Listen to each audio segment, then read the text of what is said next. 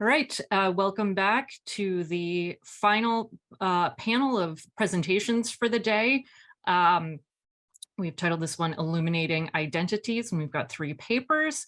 The first is by Blair Apgar, and the title is The Folly of the Great Man Theory in Modern Medieval Media, Crusader Kings III. And I'll just remind everyone that you can engage with the speakers using the chat function. And if you'd like to answer or ask a question, you can post it in the Q&A function on Zoom, but we will save all the questions until the end of the 3 papers. So I'll hand it over to Blair.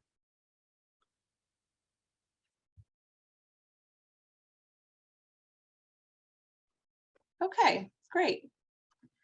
As various historians have noted, I'm sure we've all heard at some point about the great man theory of history.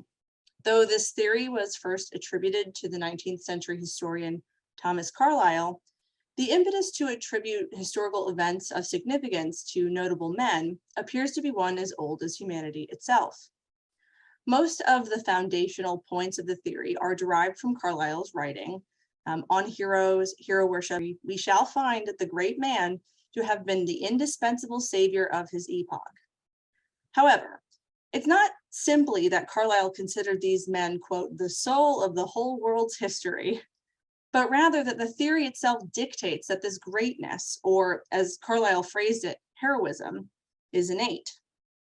He rejects that people are products of their time and implicitly their situations, but rather are inherently capable of manifesting greater responses than we, the little critics, could. Moreover, these qualities are only to be possessed by those who are great, and they cannot be learned or acquired. These characteristics are guided in part, Carlyle believes, by the divine unknown. Accordingly, the great man acts as the manifestation of God's own will, the impetus for all events. Carlyle concludes that if a great man does not exist, it's simply because Providence had not yet sent him. Carlyle's perspective, though superficially egalitarian, rests on Christocentric perspectives of pagan and non-Christian religions, implicitly and inevitably relating greatness back to Christianity. Thus, the great men of history, to Carlyle anyway, resembled the perceptions of the Christian divine, white and male. This framework has undoubtedly affected the way we conceptualize not only the people of history, but the events as well. The perpetual allure of the comparatively better documented upper classes no doubt continues to frame large swaths of medieval studies. Kings and queens appear to be eminently more accessible in history than their poorly documented non-royal counterparts. Though historians have endeavored to understand the events of history through more multifaceted lenses, it appears that the popular media continues to lag our effort. In the popular game series Crusader Kings II, this fact is particularly evident. The series, developed by Paradox Development Studios and released by their parent company, Paradox Interactive, was first released in 2004. A sequel was released in 2012, and a third iteration in 2020. Crusader Kings III, which as of 2022, has sold over 2 million copies. So for those unfamiliar with the series, Crusader Kings is essentially a wide-scale strategy game with role-playing elements. The basic mechanics are as such. Create a dynastical line which survives until the end of the game, which coincides with the 1453 sack of Constantinople. The player must create and continue a dynasty via the birth of eligible heirs. With no playable heirs, the game ends. At the outset, the player can either create their own ruler, customizing aspects such as faith and dynasty, as well as their physical and mental traits. Although importantly, there is no limit to these traits. More commonly, though, players can select a ruler from history. While you can select any minor ruler, the game has pre-selected leaders of note, which have been grouped together by notable periods or events. The 2 start dates are 867 and 1066, with groupings at various locations throughout the playable map. Though the small descriptions in the top left corner instructs the player to consider the sum of battles, trades, plots, and other maneuvers between families, the player is subconsciously directed towards these distinguished figures. And though, besides the larger point here, I would be remiss if I didn't comment on the fact that of the 35 pre-selected starting characters, only 3 are women and only 1 is a woman of color. This in-game rarity of notable female rulers goes just against the research of Joanne McNamara, Susan Wemple, Heather Tanner, Lisa Wolverton, Louise Wilkinson, to name a few, who have all concluded otherwise. Furthermore, these figures are, perhaps unwittingly, arranged in such a way which, to my eye, resembles a social network diagram, implying a constellation of important nodes for our impending gameplay, which will reveal their interconnectivity. I've arranged all of the selectable characters from 867 to illustrate my point. And while this superficially suggests the game balances the larger individual forces with the smaller and more subtle interactions, as implied by the network theory, gameplay reveals an overt emphasis on these named figures as the makers of history, rather than as actors within networks or institutions. Though alliances and relationships do play a large role in the game, I would argue that beyond this is an even more powerful system of skills, traits, and characteristics, which heavily influence the capabilities of each character within the game.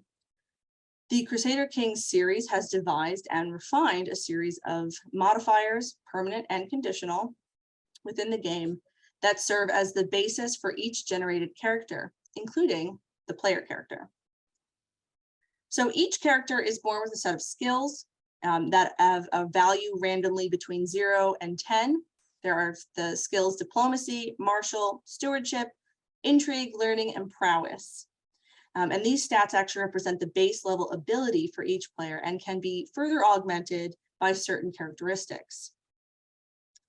There are acquired traits, or lifestyle traits as they're called in game, which are the direct result of player choices and actions. For instance, the pilgrim trait is given to the player character after the player has successfully completed a pilgrimage to one of their religion's holy sites. Here, you can see that through a random stress-raising event and my character's subsequent coping method has endowed me with a new trait, athletic, which itself has several bonuses for the player's health. There's also a bevy of mental and physical attributes, which you can add or subtract from the character's ability scores. These are generally the product of generational reproduction and can be accounted for about as often as they can be in the real world. However, what's of interest to me here is the addition of personality traits. Each character has 3 core personality traits. For AI-generated characters, these will determine behaviors and actions and will heavily influence character interactions. It's worth noting that personality traits are formed in childhood through special events and do not occur in adulthood. See here how my player heir has acquired the trait charming. Perhaps influenced by my own traits as the parent, this system cannot be consistently predicted unless you engage in save file manipulation, which is called a save scumming within the CK3 community. These traits will guide educational choices of the child and can, through special events, be changed within a limited group. For instance, if the character is already forgiving, an event can occur that will give the player the chance to change their trait into either fickle or wrathful, or they can retain the original trait. Though personality traits can be altered to some degree during childhood, they are extremely difficult to change after your character reaches adulthood. When you reach adulthood, your character loses any specific trait and gains an educational focus, which will help shape their style of leadership. It's worth noting that there's only one pre-selected character in the game who is a child. His name is Eudes, the Count of Anjou, and he's 10 in 867. But interestingly, he actually starts the game with 3 pre-selected traits as well. Therefore, the ability to shape these traits of the pre-selected characters is extremely limited. These traits will directly determine the types of choices that are available to your character, giving bonuses when you select an option which aligns with your personality traits. If your character reaches a certain level of stress, which can come from making decisions that go against your personality traits, your character can acquire long-term negative traits that typically come with severe player penalties, including death. For instance, while on a pilgrimage, my character was given a zealous choice, as that's one of her indicated personality traits. In selecting the zealous choice, I am rewarded with a bonus amount of piety. If I were to select the option that goes against the zealous trait, my character would gain stress, and which can have permanent negative effects. The unalterable nature of these traits makes them unique within the game. They have an outsized effect on gameplay while rarely being predictable or changeable. Thus, to my mind, the trait mechanism operates similarly to the intrinsic and divinely inspired characteristics of Carlyle's great men. Who or what then satisfies the divine component in Carlyle's system? I would argue that within the game, the player themselves serve as the divine inspiration for their characters. Pre-release interviews with members of the development team suggest an internal focus on player-created destiny for their characters. Indeed, tweets from the official Crusader Kings Twitter reads, quote, "Tailor your CK3 experiences as you see fit and make destiny yours." From the player's perspective, the choice-making process provides clear-cut pros and cons, positive and negative values with which a player can make statistical projections for outcomes. These predictive insights are not acknowledged within the game itself and give the player character a distinct advantage over AI characters, contributing to this quasi-omniscient perspective which dominates the game. In essence, the player is responsible for rendering their player to greatness, taking the traits dealt to their character by the game and wringing from them greatness. Furthermore, though the construction of the trait system in CK3 lends itself to Carlyle's conception of the inherently and uniquely great man, it's more readily apparent in the lack of organizing bodies beyond the royal court. While there appears a court system and religious bodies, the player character is still treated as the singular authority. With enough piety, players can reform or even create an entirely new religion that what your vassals will automatically convert to. As the head of your culture, players can also single-handedly institute a reform towards selectable traits. Players can also create a divergent culture, customizing the language, the traditions, martial customs, and even down to the aesthetics. Engaging gameplay aside, it perpetuates a top-down perspective of how these trends and changes actually happened in the Middle Ages. Though religious bodies exist within the game, they fail to exert any organized power beyond providing approval or disapproval to your player character. They're also responsible for organizing holy wars for their respective religions, but they don't have their own courts, nor do they present the same interactive choices as secular leaders. This is particularly evident in the newly overhauled system of relics and artifacts, where the absence of relic-holding institutions disproportionately emphasizes the role of the singular leader in the medieval relic economy. Within the game, relics are simply classified as artifacts, reducing the religious context to piety bonuses. In their function, relics are no different than their secular counterparts and can be made, gifted, stolen, or won in battle. And they are distinguishable only by a small subtitle, which, or actually the outside knowledge that these artifacts may be emulating real-life relics. An interesting case here is the head of St. Edmund.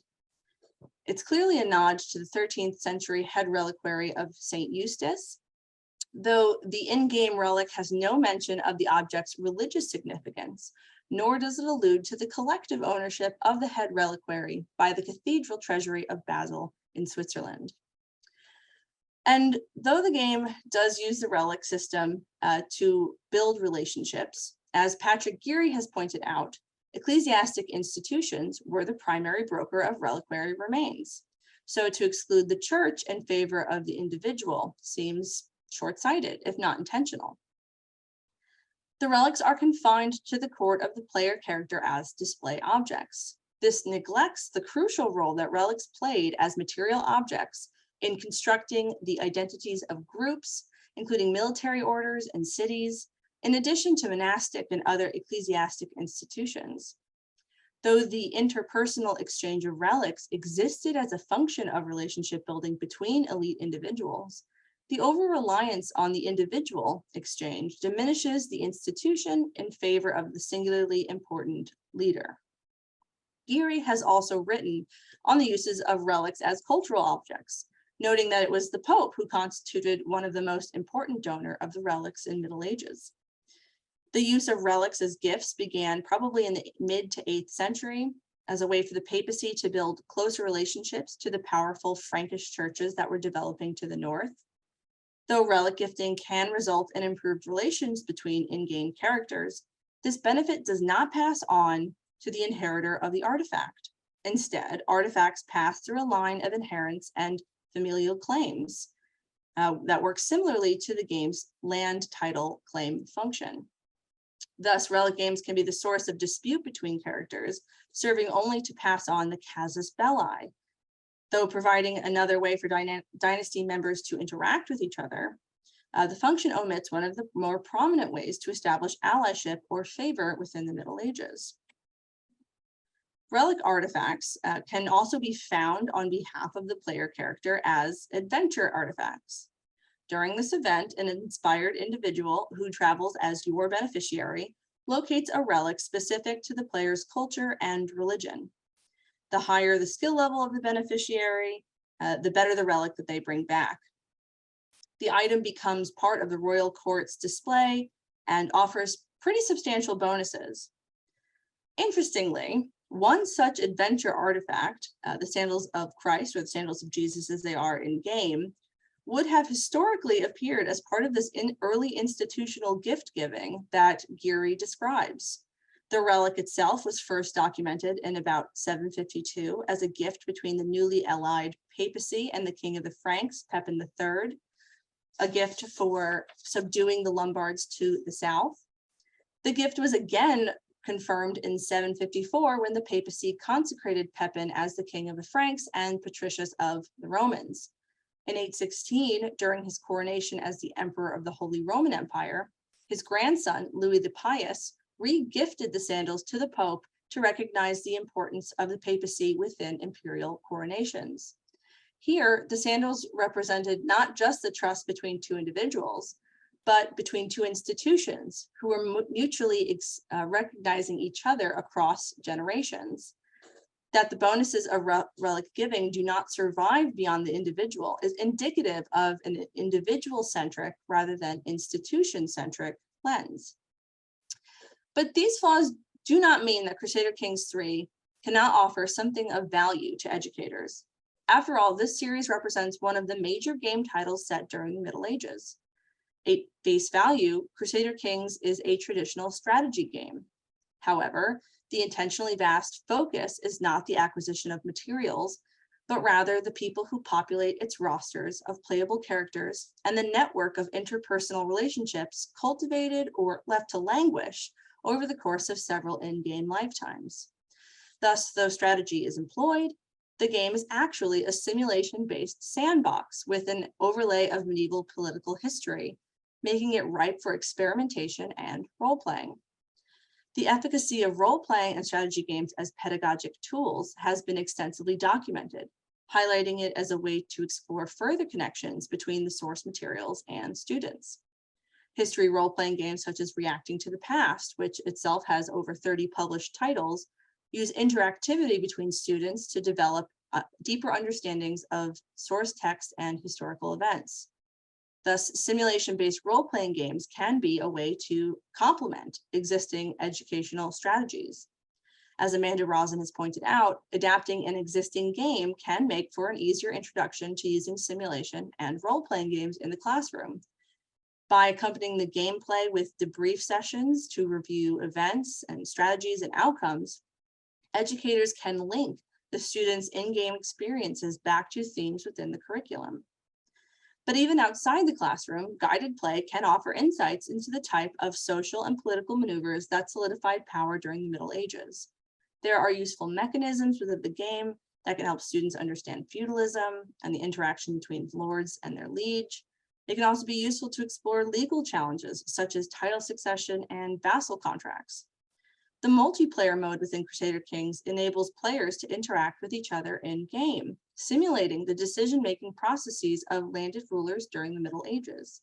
Though the outcomes may not be strictly historical, producing all the history can be useful for students to understand first strokes.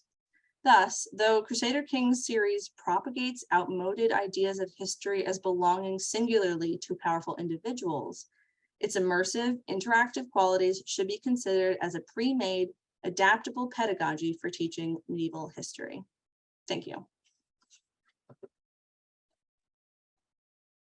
Your argument there at the end, I am 100% convinced, and I'm anticipating a lot of questions, including for me, about the relics in the game. So, but I will hold off on that. Thank you so much for that presentation. I will turn things over now to Elizabeth Bouzet and her presentation on the sumptuous neo-medievalist art of Cyril Pedrosa and Roxanne Morel's L'Âge d'Or. Elizabeth. Thank you so much. Bear with me as I set up my slideshow, and then we'll go ahead and get started.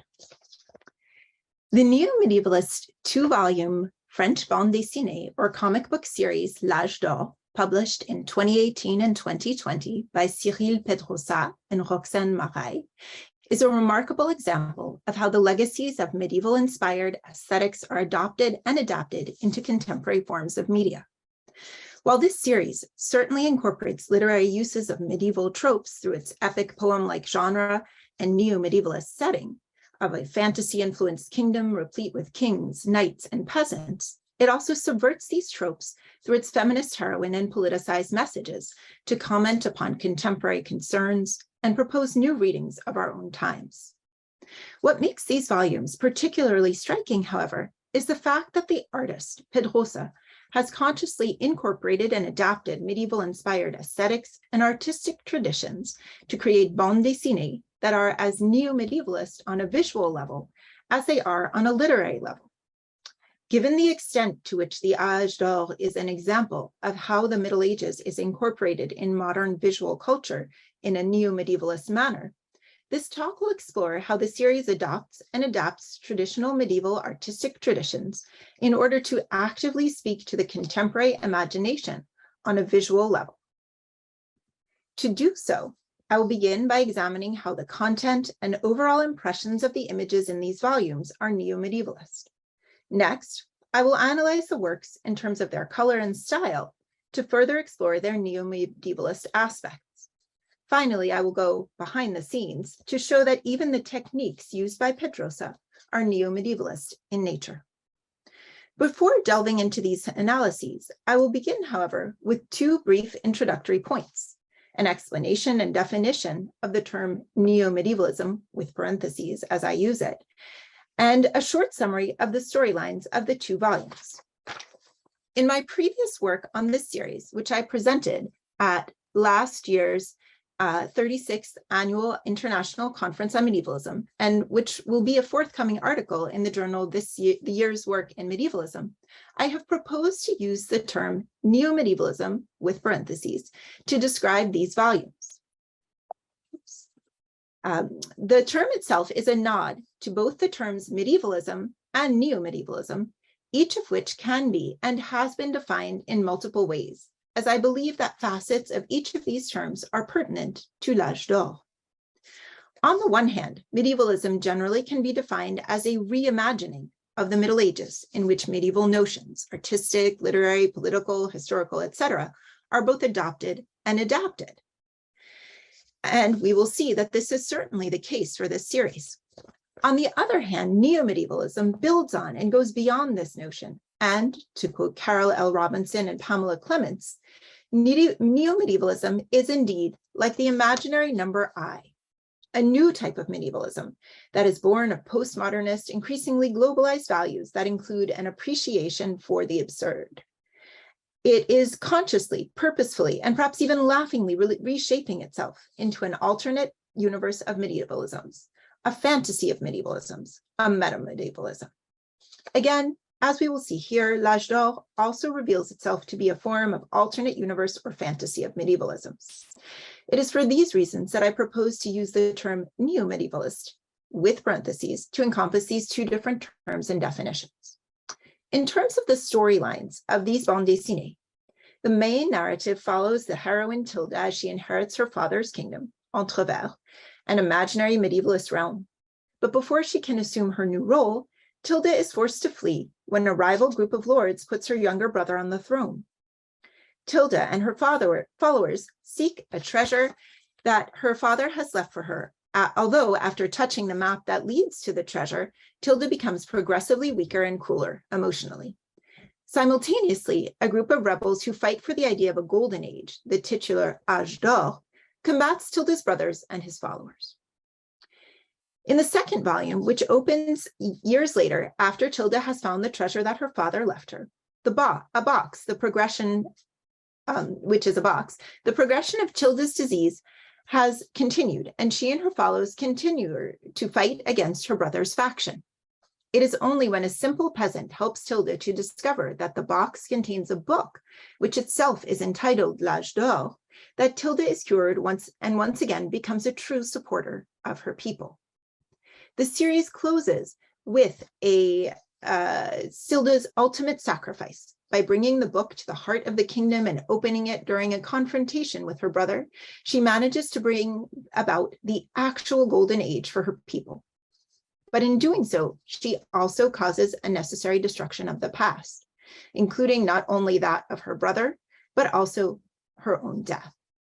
The narrative thus incorporates notions of quests, of valor, and of heroism that are reminiscent of medieval epic poems. But at the same time, many of these tropes are subverted or reimagined, for instance, through the figure of the feminist knight or the magical powers of the book that begins a new era.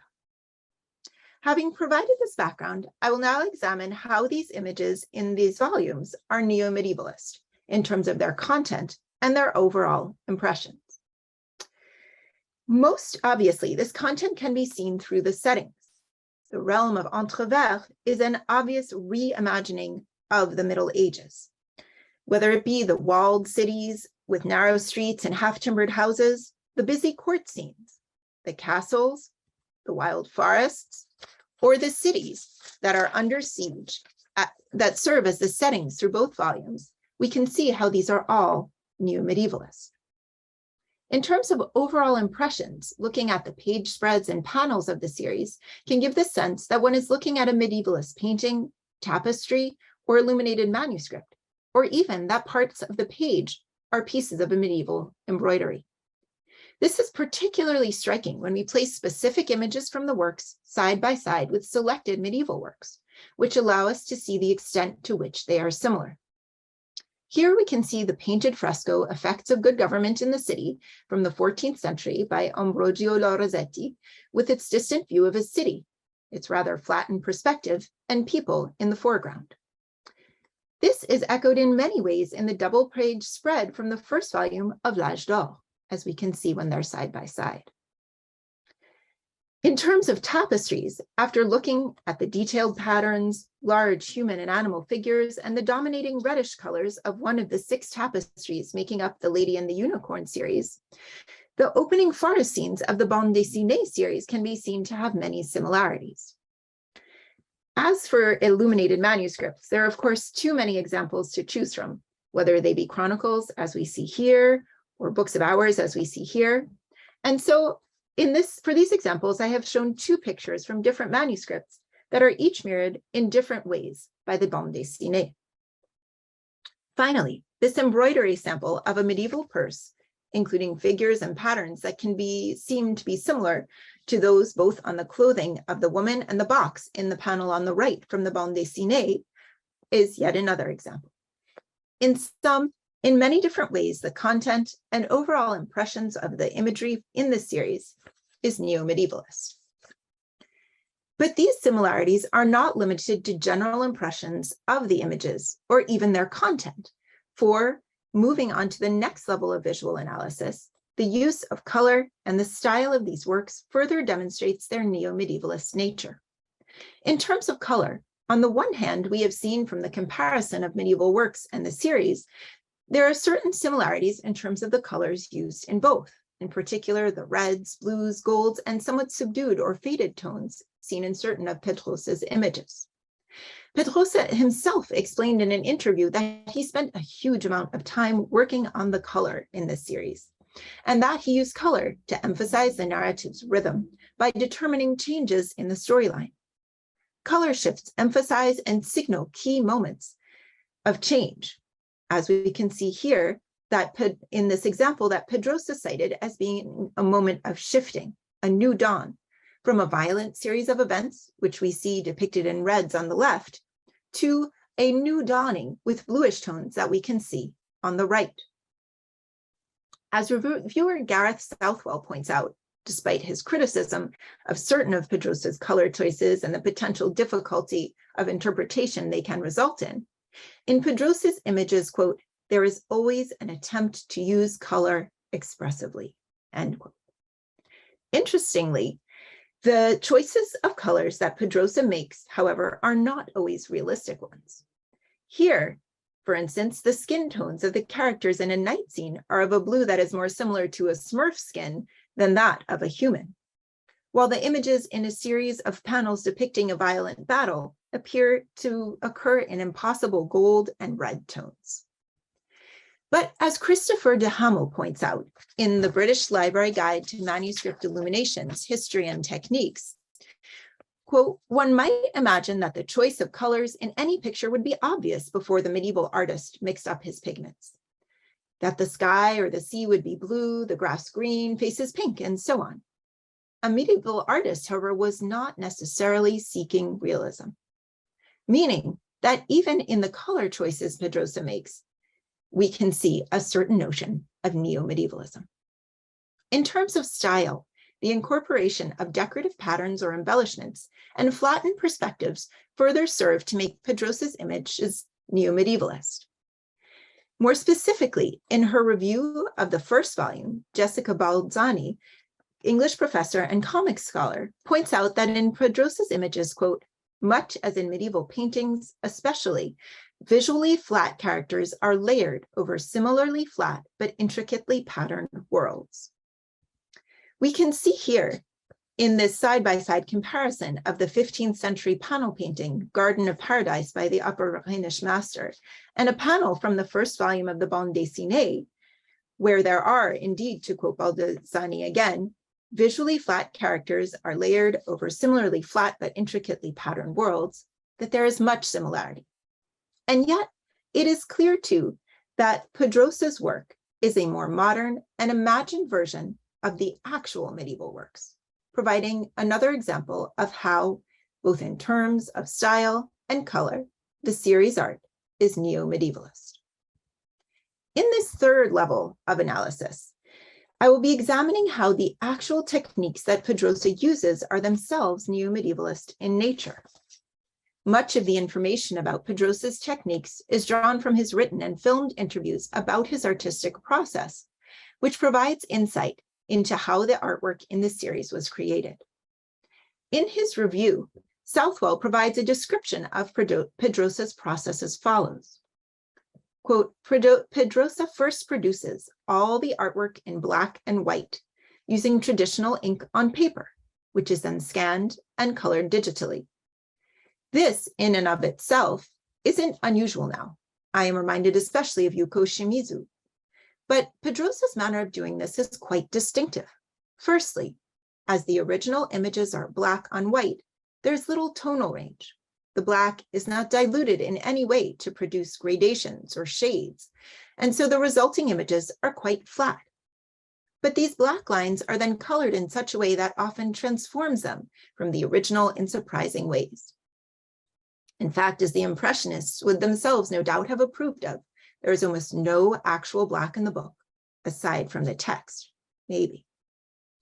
Before discussing this further, however, I would like to show a short excerpt from the aforementioned video in which Pedrosa not only describes, but also shows how he created the artwork for the series, as seeing this process will help explain it.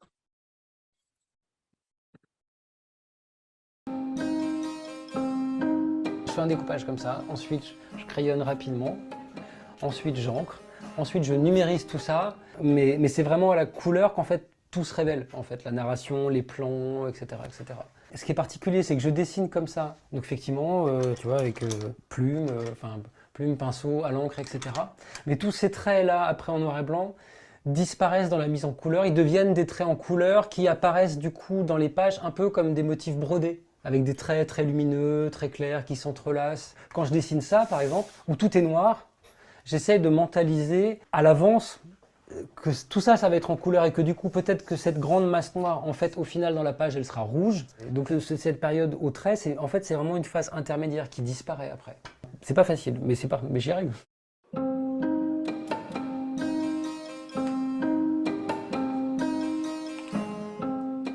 Alors, par exemple, là, on va aller mettre, hop, de la couleur tout au fond. Et donc, ici, maintenant, si on zoome, pour bien voir. Donc, en fait, la couleur, elle va s'appliquer uniquement là où j'ai du trait. C'est-à-dire que moi, en fait, là, je suis en train d'appliquer des gros pâtés, mais la couleur ne s'applique que là où en dessous, j'ai du trait. Alors, en général, j'applique une couleur de fond, comme ça, partout. Et puis après, par contre, bien sûr, on peut revenir avec un outil plus fin et commencer à travailler avec plus de précision. Hop, donc après, hop, on vient uniquement sur la forme de la main. La manière de... At first blush, comparing Pedrosa's clearly contemporary approach with its incorporation of digital technology to medieval artistic processes seems a bit far-fetched. And yet, if we consider how medieval texts, for one, were illuminated, this comparison reveals itself to be more pertinent than might be expected. As de Hamel explains the process, it is as follows. Medieval miniatures were drawn first, often very precisely, before they were illuminated and colored. This preliminary composition is called the underdrawing. To judge from what is still visible, the underdrawing was generally done in two stages. First, the basic composition would be sketched in very quickly, either with a hard point or plummet, or even in charcoal. This lightning sketch was then reworked over, usually in thin ink and often in great detail, putting into place the different areas of design to be colored. After that, gold was added, then colors. And we can see here a comparison of an image, a medieval image, in which first we see the underdrawing and then we see the added colors. If we consider this process in comparison to Pedrosa's, which as a reminder looked something like this, we can see that there are indeed similarities, whether it be in the initial two stages that make up the underdrawing, or whether it be in the adding of colors after the completion of the underdrawing, which itself might completely disappear under subsequent layers. Therefore, in this final behind-the-scenes level of the visual analysis, it is surprising to note that Pedrosa's process itself can be seen, in a certain sense, to be neo-medievalist. As I have argued over the course of this study, the images that make up the bande dessinée series L'Âge d'Or are neo-medievalist, from their most cursory and obvious aspects to the color and style that they incorporate, and even as far as the artistic processes and techniques that Pedrosa used to create them. But beyond that, I would argue that on a meta level, the essence of these volumes is itself neo-medievalist in terms of its art. My argument stems from the notion that these images, like many medieval texts, make claims of being imitations and adaptations of previous works. But at the same time, they are actually innovative creations that are couched in a frame of, at times imagined, roots. In the Middle Ages, such explanations served to validate the existence and value of original works whose innovative aspects would have been suspect. But in today's world, where originality is valued, the fact that Pedrosa consciously emphasizes these medieval roots further is noteworthy from the perspective of neo-medievalism, as doing so parallels the similar medieval gesture. In this sense, then, Pedrosa's images, which consist of combinations and recombinations of older artistic content, approaches, and techniques, and which are, on the one hand, presented as simply being the next steps in a long tradition of artistic work that is rooted in traditional techniques and approaches, but on the other hand, actually serve to create a new and contemporary form of art that incorporates modern technology and techniques, are truly neo-medievalist. And though it is likely unintentional, this further validates the idea that even on a meta level, this series is neo-medievalist. Yet, regardless of the reasons why this is so, the series is successful in its portrayal of a neo-medievalist narrative, which draws readers in while serving a pertinent purpose of conveying quite contemporary messages in terms of its references to current political struggles, critiques of corrupting power, depictions of a fractured world, and emphasis on ideas of feminism and environmental concerns. As Pedrosa and Moret specifically used this medievalist setting, they did so to allow them to communicate political ideas and the hope that the possibility of a new civilization exists, in spite of the current state of the world. In an article in the French newspaper Le Figaro by Aurélia Vertaldi, the author, Moret, and Pedrosa speak to this idea in the following quote, which I have translated. The Middle Ages is a period in which inequalities are striking, and so it is conducive to creating a clear political ideal, explains Roxane Moret. For the authors, situating the story in as enchanting a period as an imagined Middle Ages allowed them to make audible, even credible, their political fable. The reader knows that this feudal world disappeared, so talking about a utopia at that time makes it possible. It is not questionable for the reader in the space of the book. The reader knows that the people are right to hope, since one day they will no longer be serfs in the service of a lord, elaborates Cyril Pedrosa. In this way, we can see the value of neo-medievalist works, visual and literary, as being a space to explore ideas, test theories, and provide hope. Thank you.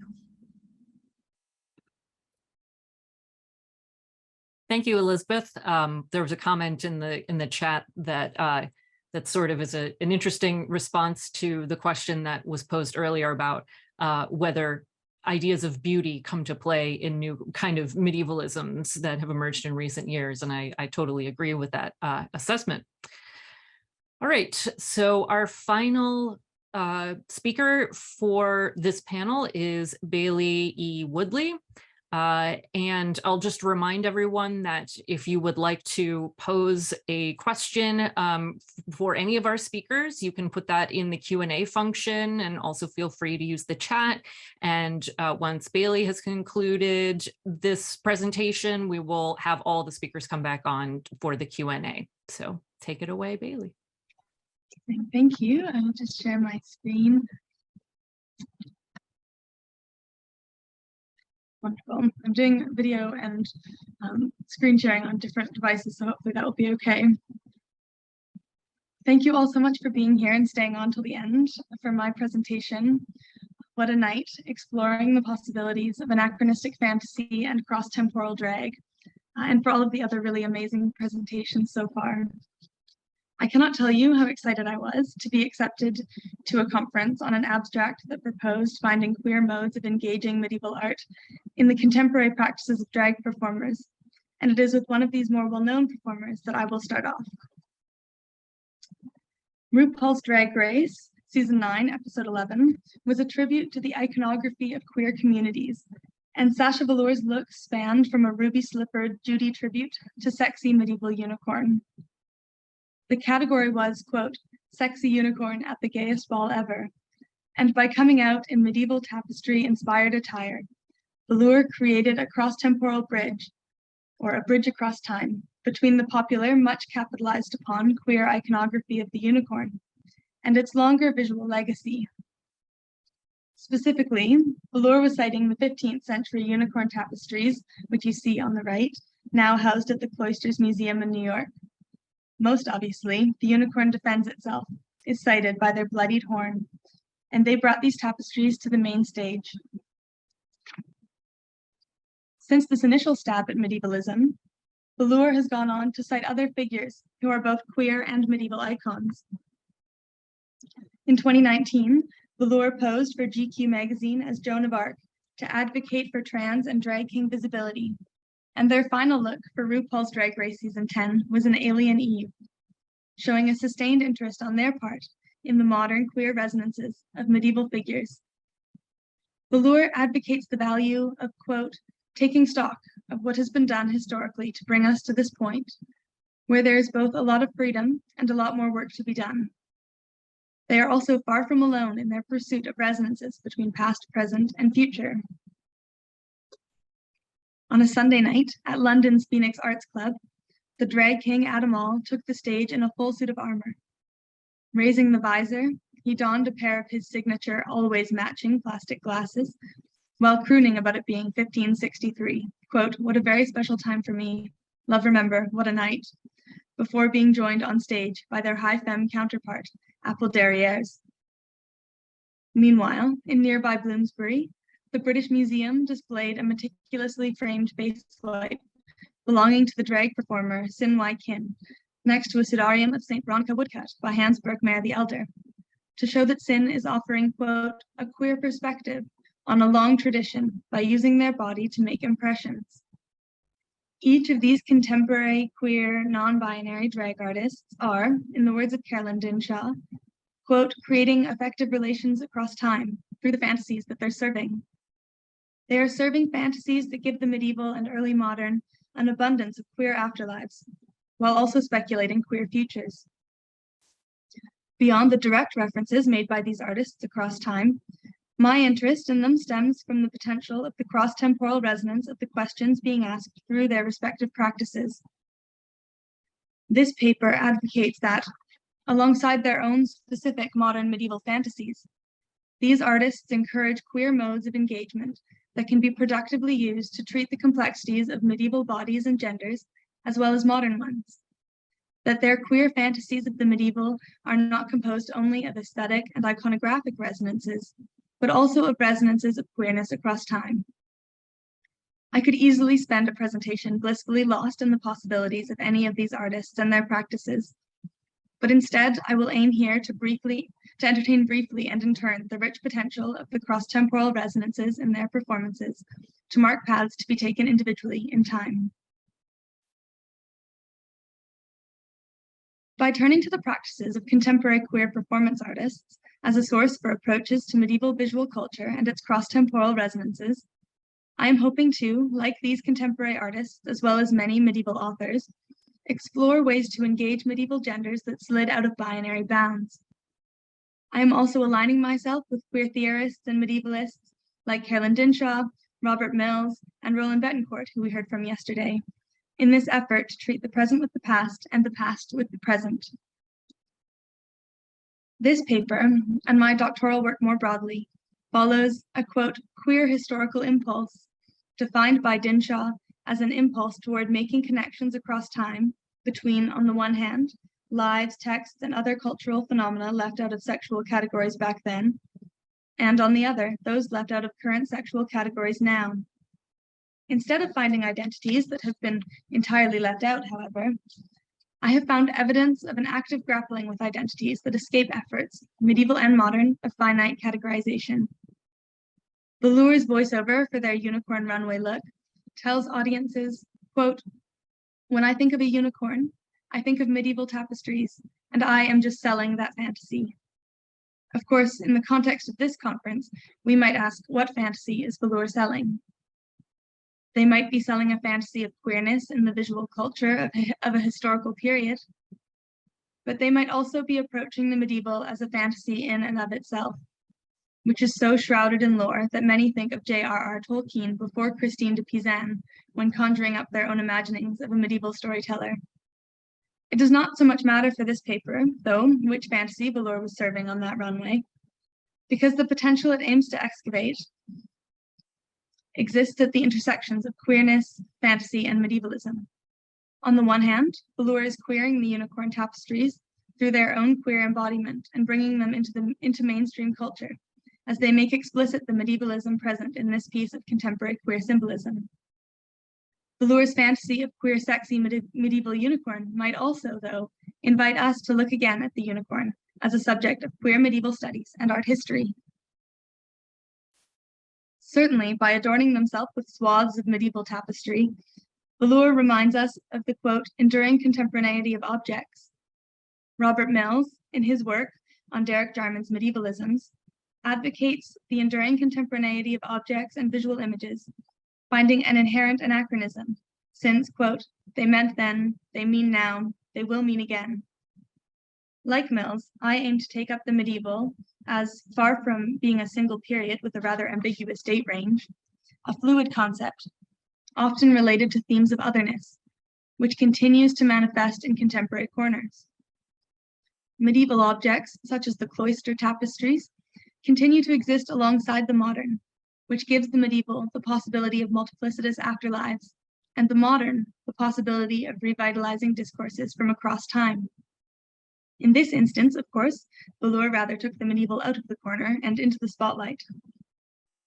Velour both performs a mythical creature central to contemporary queer symbolism and cites its likewise symbolically charged, often sexualized or gendered, medieval history, raising broader questions about building queer relationships across time. They intentionally create a cross-temporal fantasy wherein they follow in the footsteps of medieval makers as they take, quote, unicorn but make it tapestry, and then merge medieval and modern meanings in media to take, quote, tapestry but make it sexy. In the late Middle Ages, when the unicorn tapestries were made, the unicorn often served as an allegorical stand-in for Christ, who is himself perhaps the most familiar figure to those of us who study gender fluidity and queer desire in the medieval worldview. Perhaps the medieval unicorn was always a bit queer and sexy. Soothed only by a virgin, penetrated and then resurrected with still visible wounds, and itself penetrating, the unicorn in its late medieval context already summons the specters of queerness through its medieval mythology. The Physiologus is a text made between the 2nd and 4th centuries in Egypt that would fuel the medieval bestiary tradition and itself become one of the most popular books of the Middle Ages. It claims that, like Christ, quote, neither principalities, powers, thrones, nor dominations can comprehend the unicorn, nor can hell hold him.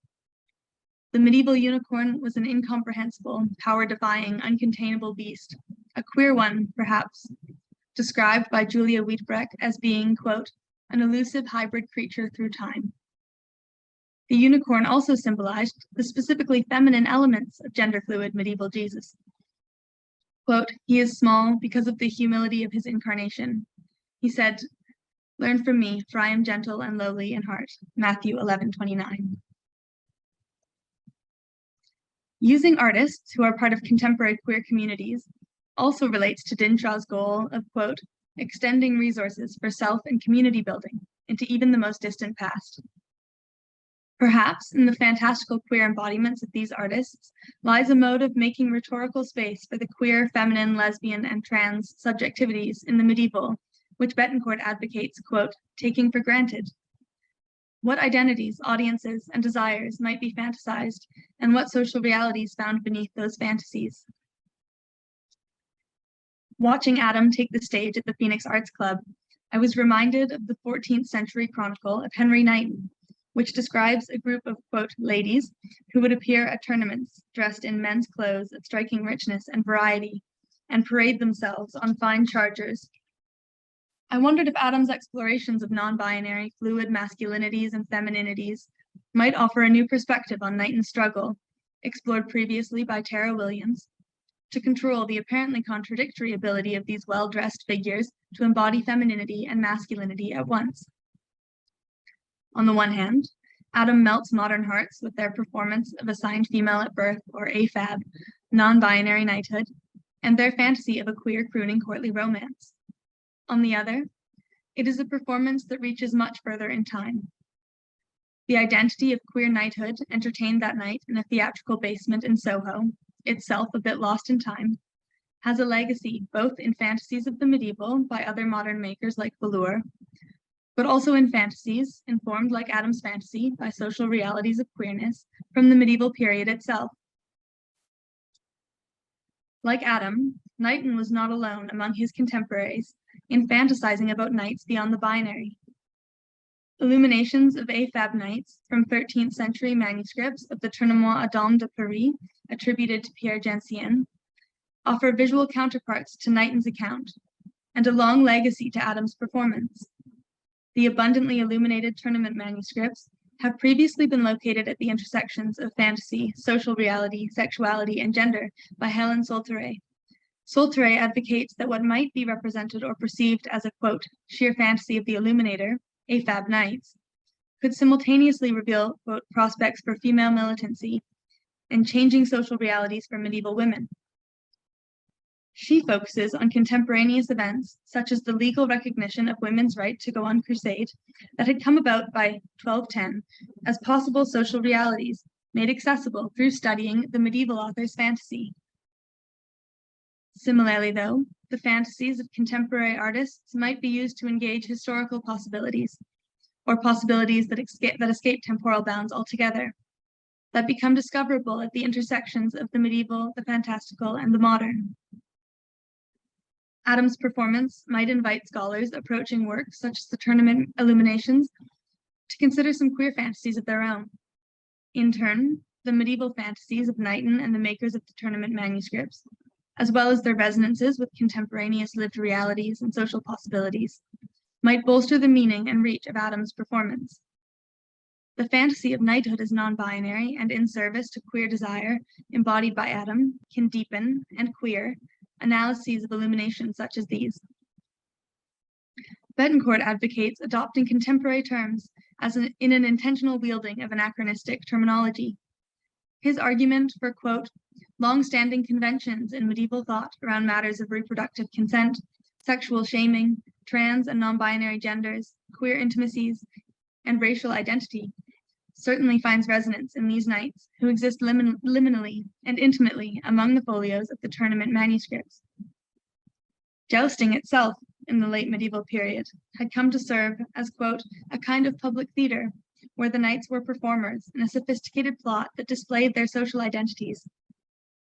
In line with Mills's argument for enduring contemporaneity, a cross-temporal approach which moves fluidly between Adam's knightly guise and their counterparts from the tournament manuscripts allows for greater possibilities of queerness across time to be entertained.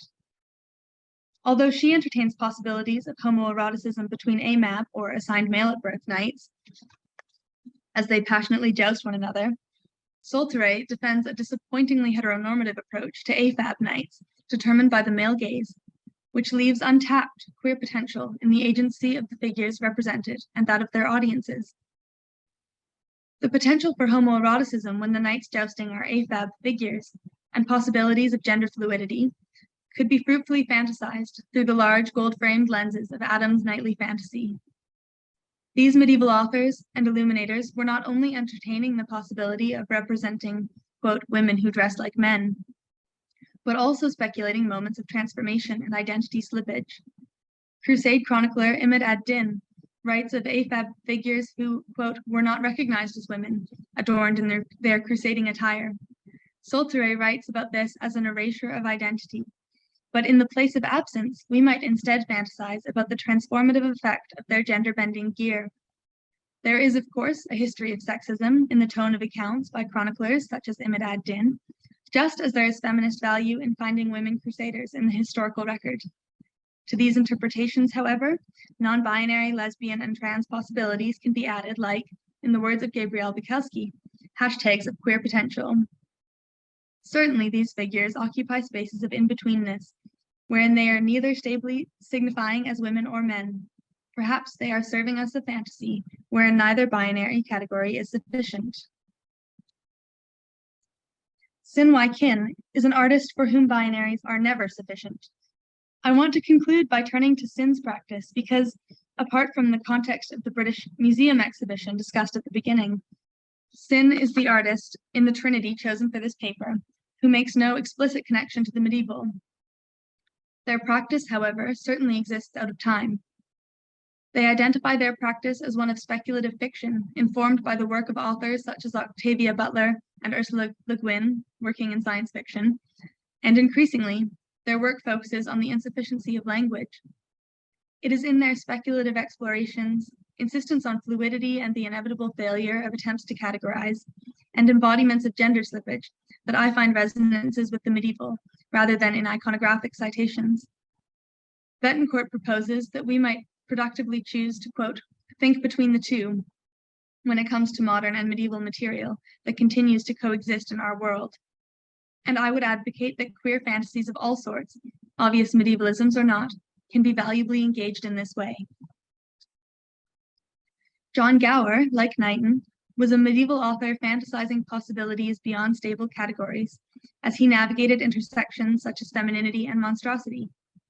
Sin's Sudarium-esque facial wipes and use of non-binary embodiments to explore the insufficiency of language are already reminiscent of an analysis of Gower's Confessio Amantis by Tara Williams through a feminist lens. Williams, engaging her own anachronisms, turns to Judith Butler to explore gender in Gower's text. She argues that Gower's characters, quote, demonstrate the malleability of gender identities as they move from one to the other, and that straightforward labels cannot communicate the complex natures of the characters he represents. Sin, in their performance, Sky as Image and Image as a Net, at the Serpentine Pavilion in 2018, demands their audience thinks about and fantasizes the multiplicitous, fluid, oft contradictory expectations and possibilities of the feminine, as they merge and conflict with femme desire. How might their slow recitation of, quote, her as mother, her as lover, her as goddess, her as machine, her as bitch, her as soft presence of comfort, her as daughter, her as teacher, her as seductress, her as earth, her as nature, her as threat, her as protector, her as vulnerable, her as sister, her as other, her as everything, invite us to navigate queerly the possibilities posed in Gower's work over 6 centuries prior. Might we rethink Calistona's transformation into a bear as an instance wherein femininity as a complex of ideals might be unbound from the AFAB body surviving a human-animal transformation? Being raped renders her a, quote, foul beast, even while she retains a human body. But her maternal instincts, associated with femininity, survive her subsequent transformation into a bear. What about the intersections of femininity, old age, monstrosity, and seduction embodied by the lilful Lady of Florent in Gower's tale? These are the questions I will be pursuing, or holding loosely to, fluid as they are, as I enter the 2nd year of my doctoral work, and I end with them to suggest future directions for research and fantasies, which should perhaps be transparently connected more often than they are. In suggesting the usefulness of non-binary, fluid explorations of gendered and bestial bodies found in the practices of these contemporary queer artists for exploring the historical complexities of late medieval gender, this paper does not aim to argue that the medieval needs to be queered. Instead, my goal has been to advocate that modes of treating the past require ongoing queering to thoughtfully attend to medieval complexities, both in their resonances with our ongoing fantasies and the social realities that froth beneath them. Exploring the cross-temporal resonances of these contemporary imaginings shows, as I hope to have briefly illustrated here, that the fluidity insisted upon by these artists is not a modern phenomenon, but rather one that has a long legacy, spanning into the distant, or perhaps ever-present, past. In turn, these historical complexities can invite a rethinking of modern expectations around the past and future of gender. Speaking of their alien Eve look, which will be the topic of a future paper, Blair says, quote, I wanted to embody the fantasy of a more than human alien goddess, a queer fantasia for a new world of imaginative queer performers that go beyond humanity. We came up with an alien idea and then gave it an Eve, or maybe even a Lilith twist of someone who has experienced and taken knowledge and really transformed it into self-empowerment. In speculating queer futures, Blair recruits the medieval, bonding biblical with sci-fi in a fantasy for engaging the past and the present that I find full of potential. Thank you very much. Thank you, Bailey. It's kind of unfortunate that you were giving the talk because you couldn't experience all the immediate and enthusiastic response to all of your images, like from the very beginning. So please go back and look at the chat and all the, this is amazing, that is amazing, you know, that inaugurated your talk. So I'd like to invite the other panelists for the session back on. So we can start the Q&A, and just a reminder to the audience that you are encouraged to use the Q&A function to submit questions to our panelists. I'll just start. I was brainstorming a question near the beginning and thinking about some of the threads that tied your papers together that had to do with the particular kind of meta or historiographical lenses that each of you engage in your paper, whether it's medievalism, neo-medievalism, the great man theory, historical anachronism. But I thought that you all made like very compelling and good cases, like did a really good job of expounding on that in your papers. So I wanted to put that out there and give you a chance to respond or add thoughts if you wanted to. But another thing that I was thinking about, and it would be interested to hear, is around the question of audience, because I was noticing how each of your case studies engages audiences in some overlapping ways, but also in very distinct ways. So if we're thinking about, the active participant in the game, in the graphic novels, you've got both reading and viewing kind of merging together. This is something that was discussed a lot in things like comic studies, and then the kind of performative, the audience performer kind of relationship in drag performances. So I was just wondering if any of you, or if each of you could kind of speak to that a little bit, or if you have thoughts that you'd like to expound upon here.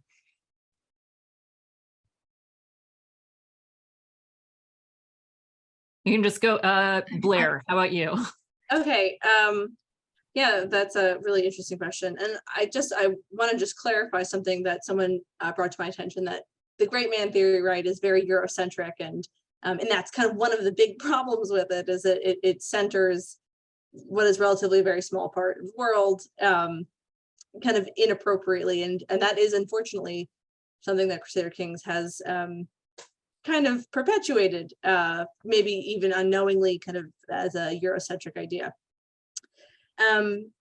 As far as the participants in Crusader Kings, it's really interesting to me because I initially came to the series as someone who had never played the game. And now on the flip side, particularly with the newest iteration, I find myself an active, avid fan of it.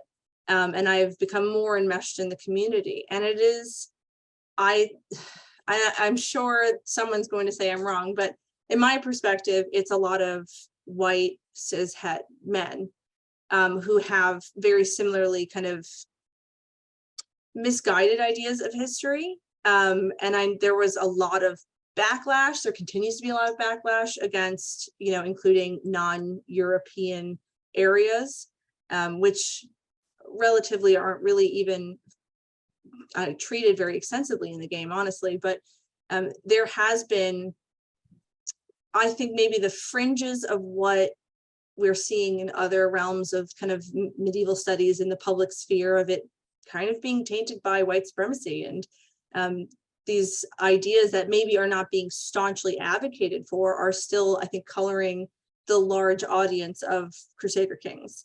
And I'm sure I'm not the only, non-cishet person who's, into the game, but I think it definitely feels a little bit lopsided. So sometimes engaging with the community can be very fraught, because you're trying to already undo these kind of misconstrued ideas in history that the game itself is also, kind of perpetuating. So you're having to kind of fight uphill the entire time because it's in the game. And so, that's not necessarily the kind of primary source it maybe could be in the way that they treat historical figures.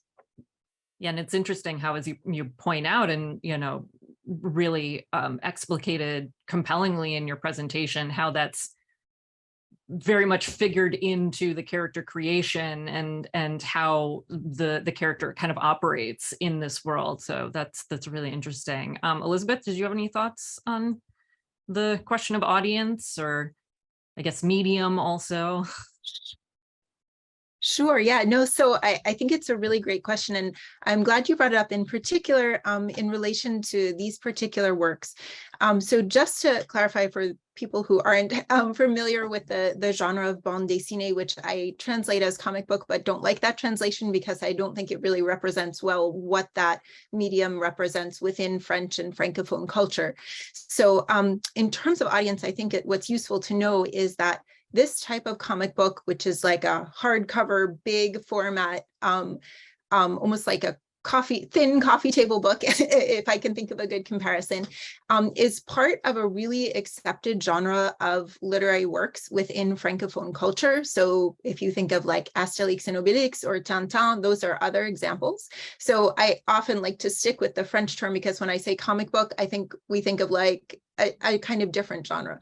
And so that plays into the audience as well, because the audience for this type of work is often adults. It's often, it's not necessarily just like really light reading, but the whole genre of bande dessinée within Francophone culture can and often does take on really important and deep and current political questions, for example. And so what I think is interesting about this particular work, which has also been translated into English, and so I'm not quite sure what audience is reading it in English, but this work actually probably was not really intended for a young audience. It was probably intended for adults. And it was actually at a particular political moment in French history when there was a lot of frustration with the current political situation just before the pandemic started, actually. And so there was, despite the fact that it takes place in this totally foreign and imagined setting, it is actually speaking to contemporary political frustrations. And so I think that that's one of the really interesting pieces, because today talking about the visual aspects and thinking about how it actually seems quite scholarly in that sense, it's also interesting that the underlying message, which even the authors say, you know, was a political fable, was a almost fairy tale like, there's also this deep political message behind it. So hopefully that speaks a little bit to the question of audience as well.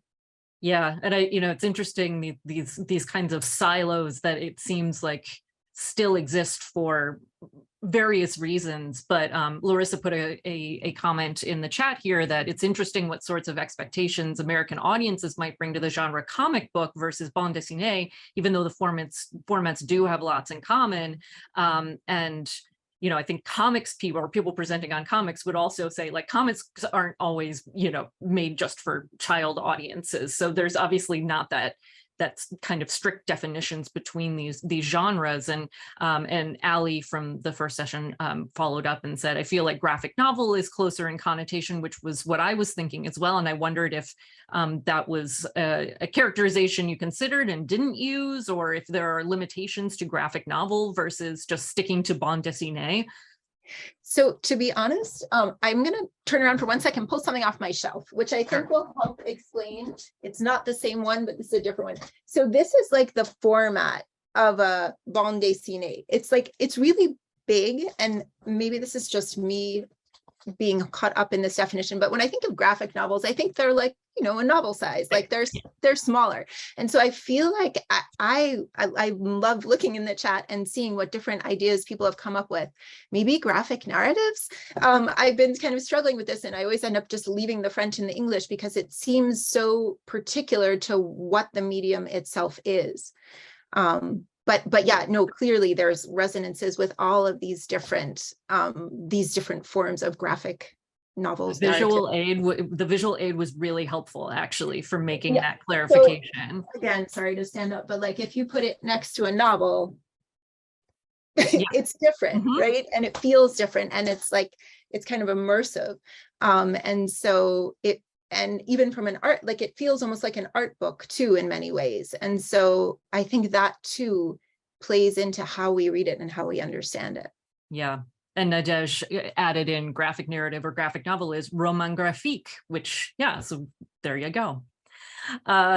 Bailey, did you, just going back to my question or any of the things that have come up in the interim? I feel like I could go on forever, but maybe I'll just use. You don't lose my video, is that a bit better? Or maybe not. Now there's a feedback loop. No, that's terrible. Okay, we'll just do this. Yeah, I guess for me, the really exciting bit about audiences is that it allows for subjectivities to be considered that perhaps don't get the center stage in the historical record. So like these performers allow, but also like other scholars have encouraged.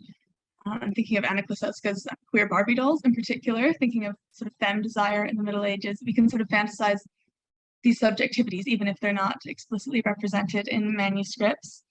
But what I think is also particular about drag, but also about medieval manuscripts, something they have in common, and perhaps something a bit different than the video games, is that there's no fourth wall and it's not predetermined. So you're not having to fit yourself in a slot. Drag performing and it's so co-constituted. The performer and the audience are making something together, which is my favorite part. But then, I mean, I think similarly with devotional reading, you know, with looking at these manuscripts, it was really about having an embodied experience, and often quite a sensual experience. So I think those are the really exciting bits about audience for me. But I love that I've been doing lots of, my MA specifically was about digital humanities. So Blair, I'd love to hear sort of talking about the video games and what it was like. I TA'd a history of video games class, which was a weird choice for the queer medievalist, but the papers were fascinating. All the students were so excited about exactly what you're talking about. So that's amazing. It was fun to watch this panel and see how much I had already absorbed from this morning. So I was, you know, looking at Blair's presentation and noticing all the heralds that were marking the different places and thinking about the presentation from this morning. Did any of you have questions for each other that you thought you might like to pose? Oh, also there was, Ali also asked, and it looks like Bailey, you might have responded to it already. I would love to hear Bailey comment on the Lil Nas X video for Call Me By Your Name, which had a similar alien design for the serpent. I'm a lover of the music, but have not seen the music video. So I will go off and do that. Excellent.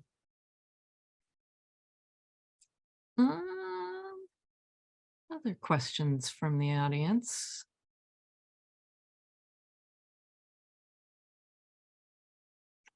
You certainly don't have to stay on until time is up.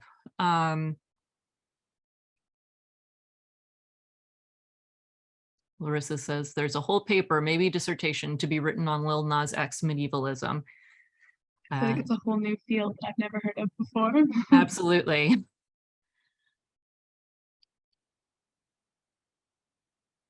Well, I don't want to force conversation if it's not going to happen. So we will take a short break now. Oh, Ali has one more. Okay. Your take on the recent Green Knight. Is that for everyone or Bailey specifically? Oh, that was from Maria. Okay. Whoever.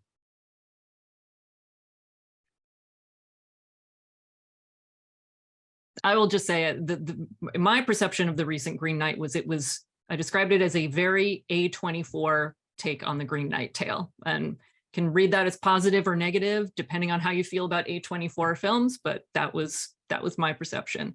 Okay, Larissa poses question for all of you. Does studying medievalism influence your scholarship on historical work? I think that's a great question to pose, and we'll just let anyone jump in who would like to. I think that's such an interesting question, because part of my dissertation was unwinding someone's kind of reception into history as a medieval figure. And so that's kind of where I entered into it, was looking through the historiography and trying to figure out where one specific myth had kind of started to occur around this woman. And I think looking at that, right, looking at the real, real history versus maybe medieval, kind of modern medieval culture and history, I think it gave me a lot of skills to be able to trace what's happening now in the medievalisms. And it was, I don't know, maybe it had the reverse effect actually of my kind of real scholarship, if you want to call it that, kind of influenced something I was already interested in anyway, but hadn't really figured out a way to write about it. So that's my take, I guess. Yeah, and I think that speaks to something that, again, was touched on in all of your papers in interesting ways, which is something that we all know, which is that history is writing history. It's a construction. It's always going to be a form of storytelling, and we know that. And I think what you're all pinpointing is kind of perhaps more self-evident manifestations of that, which is super interesting. Would anyone else like? And then there was the final comment for Bailey. So yeah, no, just to jump in on that topic. So I'm a literary scholar, and so for me, medievalism and studying actual medieval literary texts seem very, very complementary, because many of those texts, even that are the literary texts that are purported to be historical, are intentionally an imagined history that they're creating within the text. So it creates these parallels. And it's whenever I teach medieval texts to students, I'm always reminding them, no, this is a literary figure. This is a literary type. No, this is not what actually happened in someone's house or someone's castle. And so, right, I think, as you were saying, this idea of being very conscious of the imagined notion of what the medieval is, it just sort of piggybacks on, and it helps remind us constantly, okay, right, this is what was written about, but not necessarily what really happened. And then the fact, as you said as well, that historically, if we look back at how things were studied, there were constant imaginations of, oh, this is what the medieval period was like, which weren't necessarily showing anything more than what the person in their own particular historical, social, cultural context was thinking about the time. So in that sense, I think they're really complementary. Yeah. Yeah, I love that, Elizabeth. I'll just piggyback on that. I think like when I went back to do my master's and I was just getting started, my question was I was very simply sort of wondering where the medieval lesbians were, because I was quite sure they were there, but I hadn't heard of them before. And then the using of contemporary medievalisms just came really naturally, because you start to realize then, you leave your undergrad and you realize that history is also a construction, and the records that you're reading are not everything that's there. But also I was finding records that hadn't come up just in my curriculum, and I found myself quite naturally turning to the contemporary for language that would better sort of hold all the possibilities that I was finding in the historical as well. So I think, sort of like Blair said, it goes really both ways. They feed each other quite naturally for me, which has been exciting. Right. And Ali asked, who makes the costumes for the performers? I haven't seen Drag Race, but I assume the performers give a lot of input to designers, but others actually fabricate them. Is there actually a division of labor? What are the points of inspiration? Yeah, so the alien Eve look specifically, because I did a, oh, sorry. Oh yeah, I'm unmuted. I did a deep dive into that one the other day. Velour designed it, but it was created physically by someone else. And as someone who applies their own rhinestones, I'm very jealous of their design team. So I think on Drag Race, it's a combination. I have a friend who was just on Canada's Drag Race, and they did a lot of collaborative making. So they would design and then sometimes do some of the sewing of the actual tangible costume, but it can sort of go either way. And with Velour, I think often it's they design it and then a designer brings it to life, which is so amazing. And also, you know, is really interesting in thinking about material culture in the Middle Ages and production, you know, collaborative production of tapestries and other sorts of things, which, you know, flies in the face of the kind of great man theory of art history as well, you know, the kind of canonical tortured singular genius sort of narratives. So there was actually a really interesting question in the Q&A that from Hector Ilas that I want to put out there, but save for the group conversation that we're going to come back to. I want to just plant it in everybody's head because I think it's kind of a really great question to start with. And the question was, what do you guys see in the future for medieval fantasy? So we'll give everyone some time to kind of mull that question over before we come back. Any of the panelists from all day who have been involved, you are, as you know, welcome to join back in once we restart. We'll take a brief break, so we'll come back it will be 4:45 my time, 3:45 Pacific time. So little less than 20 minutes and everyone will reconvene and we'll have some time for continuing conversations and questions. 2:45 Pacific Standard Time. All right. Thank you, everyone. Thank you.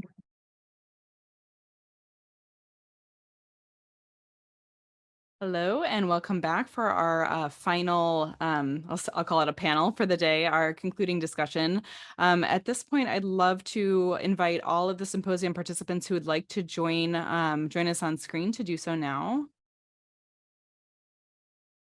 And if there's any questions from the audience remaining or big questions for our panelists today, you can go ahead and put those through the Q&A box. I have so much to ask you guys about, but I will first turn it over to the group and just sort of see if there's anything that you guys wanted to follow up on, new questions you want to ask, big questions about the state of medieval fantasy as a field. And yeah, please go ahead. I think I just have a kind of a general question that always gets to the back of my mind when I think about, the use of the Middle Ages in modern media. And I guess it's going to be different for everyone, but why the Middle Ages, right? There's so much that's not in the Middle Ages that you could potentially be drawing on. So I'm always generally curious of the kind of why did this creator, what are they trying to get out of the Middle Ages that's so important to them that it cannot be another period of time? I'm just curious if, what your perception on this might be. I mean, this is something that the public has asked me, the Getty staff has asked me as I've done tours of fantasy, and I still have not come up with, I think, a satisfactory answer that kind of touches on everything. But my sense is that it's recursive in a way, right? That medievalism feeds itself. And there's a way that the period has become so expansive and so flexible and sort of so big that, and that's through its frequent inclusion in pop culture, that it makes it a really comfortable home for continuing examinations of, I think, our own modern social and cultural anxieties using the period, which is like a chicken or egg kind of conversation. But I also think it has a lot to do with the fact that we know a lot about the Middle Ages, or we think we know a lot about the Middle Ages. And this has come up in our discussions of reenactment specifically, that there's no Victorian land or like ancient Greek world, which like both of those sound really fun. Like I would go to those places, but there's a way that the Middle Ages has become reenactable because we know so much about it, or we know what to expect. Even a place like Medieval Times, which I think has something like 10 locations across North America, frequently sold out. Like people want to go see this and people want to participate in it. But I don't think that those people are medievalists or scholars necessarily. It's just that they have such a rich kind of visual vocabulary for what to expect there, that it feels sort of like they can participate in it in a way that maybe is not the case for other periods. It's funny, this was a good indication of how I like immediately identified Larissa as a kindred spirit, because while you were saying that, like I already had in my head, I'm like thinking about the original Westworld movie where there is like, there's the fantasy Greco-Roman era, there's the fantasy medieval, kind of context, and then there's a fantasy Western context. And it's like, I saw a comment in the discussion about how Greco-Roman kind of culture, or Greco-Romanism kind of, aligning with medievalism is out of fashion. And I would counter and just say, it seems like that right now, but there have been medievalisms that have been in fashion, since the Middle Ages. And it's kind of the same with, there are certainly pockets of these kind of reinterpreted or, you know, anachronistic kind of borrowings and adaptations. They might not be at the forefront of popular culture right now, but it's like, there's always a medieval West world, you know, Greco-Roman world kind of thing going on, even if it's not immediately in the forefront of our minds. Allie, I interrupted you. Go ahead. No, whatever. No, I was just going to say, like, based purely on vibes, like I have no scholarship to back this up, but it feels like the Middle Ages is sort of that medium distance from the modern era, that it's not so distant like ancient Egypt or ancient Greece, where like you can barely conceptualize it, but it's not so recent that, you know, in the Victorian period, there were photographs there, you know, oh, my great grandmother still says this and that about the old rocking chair she had that they whittled by hand. I don't know. But that still feels a little bit more immediate.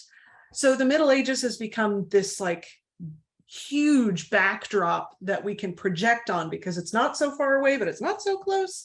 It's the Goldilocks of time periods. That's part of it. I'll weigh in as a medieval identity specialist here, and not just an illustrator. So it's also a cusp of a time period for a lot of the modern crop of researchers in particular, but for that, a crossroads of, we want to acknowledge the past, yes, and we see it, but there's no way to discuss it. And part of that is because the source material itself is it's not fit in any way yet. It's still figuring itself out, but there's enough recognizable elements to it that people are able to grab onto that, and that becomes a doorway. So now, speaking as an illustrator, that doorway is able to be exploited by a lot of people if you're familiar with the recursive nature of visual language for the past, at least the past 300 years, I'm going to say. I specialize in medieval and early medieval at that. I'm going to say right now, later medieval people, you have it easy. There's loads and loads of reference material. But I'm having to go for more directly from artifacts and things like that, and make that, scare quotes here, air sexy. It's making things interesting. So if you're trying to maybe simplify your life a little bit in some way, or just like step outside of yourself, it's a really alluring way to step into it. Does it make sense? Like, it's there's enough elements there that it's not completely and utterly foreign to want to do that. And there's also this element of play that you did as a kid, so you're experiencing that, the past, through play, or like if somebody grabs my coloring books, you're experiencing that through exploration of color itself, and you're trying to put yourself in a mindset of exploring the past as an identity, and at all levels, not only individual, but every level. So yeah, okay. I wonder too if the Middle Ages has become more accessible because of fan culture, right? Like Brian and I, this is something we talked about when we wrote the book for fantasy a lot, was that fandoms have their own vocabularies, right? And so the Middle Ages has accrued this kind of like what the Renaissance Fair participants call castle speak, a huzzah and a good morrowing, and like this sort of like set of references that feels very learnable and sort of very practicable in a way too. And I think that is because of medievalism, and I think that's really fascinating. There's a question from the audience. How can creatives use medievalism to address the big issues of our time? And I think this is fascinating. Diversity in women's and LGBTQ rights have been touched on, but what about also issues like global warming, fascism, late stage capitalism, all of the big issues of that we're wrestling with now? How can medievalism help us address those, and how is it helping us address them? Brian, I know that this is something that you have thoughts about, but I would also love to hear from other folks as well. Okay. The global warming issue I'm actually at a point, that one's bothering me, I'm going to take it out. At a point in my career where I am starting to do that. In fact, I'll be going to Norway in November for a project that's addressing climate change and green transitions.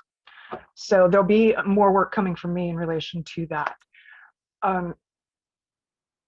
Otherwise, in terms of how you can address it as a creative, it's your choice. It's your choice in who you choose to portray.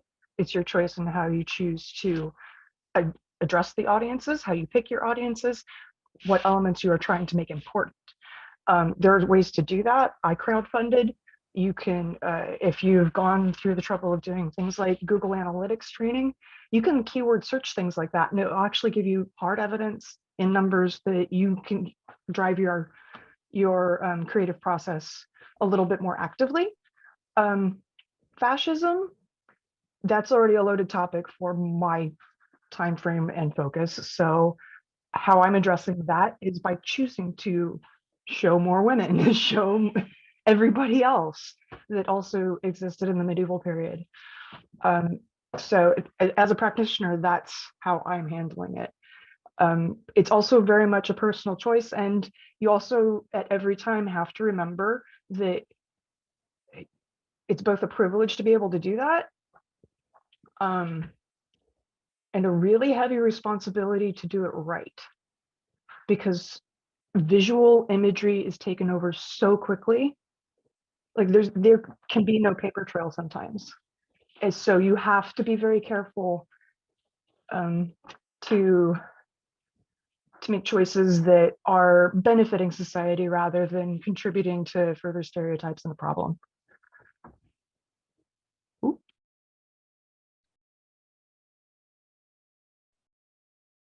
I guess I would just hop in really briefly to say, I think both for this question and the other question before, the medieval has so much potential, I think, as this time period that exists as sort of the origin of a lot of our ideals and systemic problems, but also precedes them in the sense that it allows us to imagine doing things otherwise. And I think appeals as this period of sort of darkness and thinking things through in a different way. So I think it's worth, when we look at the medieval, sort of thinking about it in terms of how we can critique it or sort of see it as a source of a lot of our contemporary problems in politics, and think about where that all started. But also maybe look back and think we haven't always done things this way. I think it's a period that has a lot of potential for that too. Yeah, I also wanted to address those two questions together, because I think one of the attractive parts of medievalism from a Eurocentric perspective, it's that it's somehow familiar, that we have still some touchstones. There's still the cathedral that you can go into if you're in Europe. There's still this material presence that it's still being used in a certain way, how it was originally used. So it feels more familiar than Greco-Roman things or Egyptian culture. And in a way, one of the things that since Victorian times has allowed medievalism to work is this idea of a simpler time. So some of the critiques of these topics that appear and that can be handled through medievalism is thinking about a more close relationship with nature, for example. It's one of the things that sometimes appear in the more critical things, in the more critical text or the more critical artworks. So that is one of the ways we can think of a society that it's not as complicated as we feel contemporary society is. Yeah, I would also like to address the last questions together, and there are nice suggestions from the public. I do believe that part of the success of the Middle Ages is like let's say a simplification. It is recognizable. It's actually like somebody wrote, linked to our childhood memories, and there is a very simplified and recognizable cast of characters, like for example for Western as a genre. I'm thinking of spaghetti Western and Italians making these B movies in Spain, because the cast was actually, the cast of different characters was simple and recognizable. There were fixed roles. Also, I do believe that in general, conflicts drive narratives. And I do not mean wars, simply violent conflicts, but oppositions of different values. And you have a lot of those in the Middle Ages. You both have physical conflicts, you have conflicts between the individual and the rules of society, different groups, and it feels like an adventurous place and time to set any kind of adventure. You can both have action and you can have more existential problems between the role of people in society. For example, I'm thinking of the movie The Last Duel, for example, that came out recently. And yeah, in terms of confronting the Middle Ages with the present, on the internet there are some trends with medieval memes that are quite funny. There is Simon de Tuyère in France that is redrawing posters of movies like medieval illuminations. There is a page that is doing memes with the Bayeux tapestry only.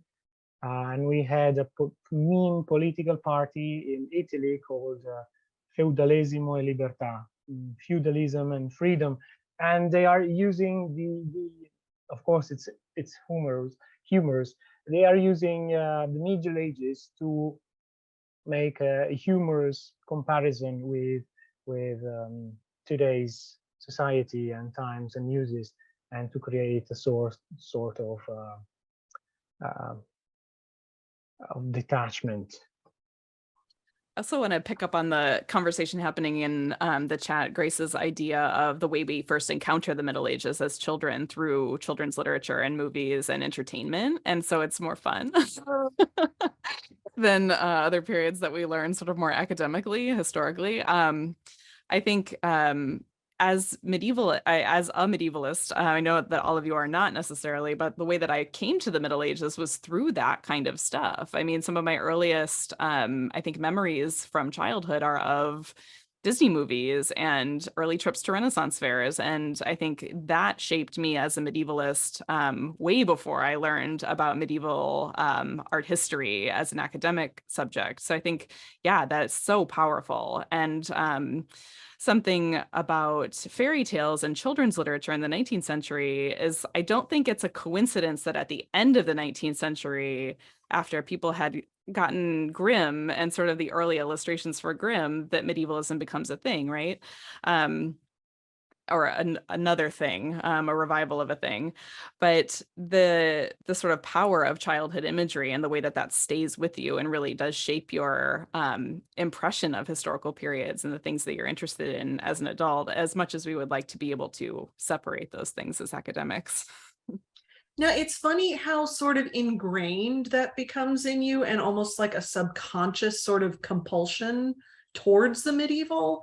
I know recently I've been cataloging a lot of children's books, and I cataloged a copy of Ulderico's Rainbow Goblins, and looking through it, I was like, oh, this is Hieronymus Bosch. This is like late medieval. This is no wonder I love the medieval period so much. And like The Last Unicorn, the animated Hobbit movie, like looking back from a perspective as a medievalist and as a book historian, looking back at that stuff, it's like, oh, you can draw a straight line between like the stuff that I enjoyed as a child to today.